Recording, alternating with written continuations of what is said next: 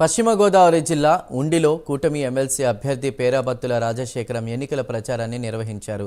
నిరుద్యోగ యువతకు ఉపాధి కల్పించడమే తమ లక్ష్యమని తెలిపారు.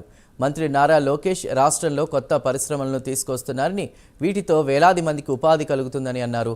పట్టభద్రులందరూ తనకు ఓటు వేసి గెలిపించాలని రాజశేఖరం కోరారు. రాజు గారు ఆదేశాల మేరకు వారి తనయులు భర్త గారు, అలాగే నాగరాజు గారు జనసేన, అలాగే మా కూటమి తెలుగుదేశం, జనసేన, బీజేపీ నాయకులందరూ కూడా పెద్ద ఎత్తున ప్రచారంలో పాల్గొన్నారు. మేము ఆల్రెడీ గ్రామాన్ని కూడా ఓటర్ నమోదు చేయటంలో మా కూటమి ఎంతో విజయవంతంగా నాయకులందరూ కష్టపడి పనిచేశారు.